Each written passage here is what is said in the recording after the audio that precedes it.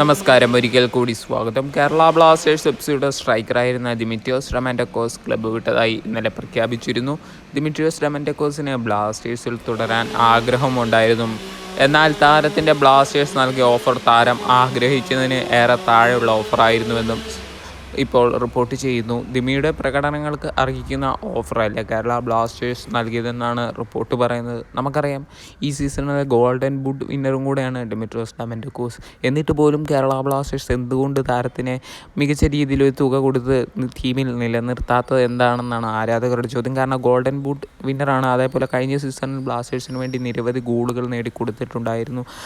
എന്നിട്ടും താരത്തിനെ വിട്ടു നൽകിയത് ഏറ്റവും മണ്ടത്തരം എന്ന് തന്നെയാണ് ആരാധകരെ പോലെ ഞാനും പറയാൻ ഉദ്ദേശിക്കുന്നത്. നിങ്ങളുടെ അഭിപ്രായങ്ങൾ കമൻറ്റ് ബോക്സിൽ ഇറക്കി. ഏതായാലും ദിമിത്രിയോസ് ഡമന്റക്കോസ് എടുത്ത തീരുമാനം നല്ലത് തന്നെയാണ്. താരം മികച്ച രീതിയിൽ കളിക്കുമ്പോൾ മികച്ച ഓഫർ കൊടുക്കണമെന്ന് ബ്ലാസ്റ്റേഴ്സിന് അറിയാമേലാഞ്ഞിട്ടാണോ എന്നാണ് എൻ്റെ ചോദ്യം. ഏതായാലും ദിമിത്രിയോസ് ഡമന്റക്കോസിനും മികച്ച ഒരു ആശംസ നേടിക്കൊണ്ട് അടുത്ത അപ്ഡേറ്റിലേക്ക് കിടക്കാം. കേരള ബ്ലാസ്റ്റേഴ്സിൻ്റെ ഹെഡ് കോച്ചിനെ തന്നെയാണ് നമ്മൾ പറയാൻ പോകുന്നത്.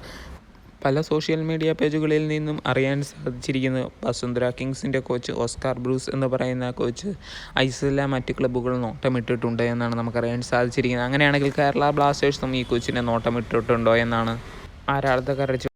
എന്തായാലും ബ്ലാസ്റ്റേഴ്സ് ഉടനടി തന്നെ ഒരു കോച്ചിൻ്റെ സൈനിങ്ങും കൂടെ പ്രഖ്യാപിക്കുമെന്ന് കരുതി വീഡിയോ ഇവിടെ വെച്ചിരുന്നത്. ഇഷ്ടപ്പെട്ടെങ്കിൽ ലൈക്ക് ചെയ്യുക. താങ്ക്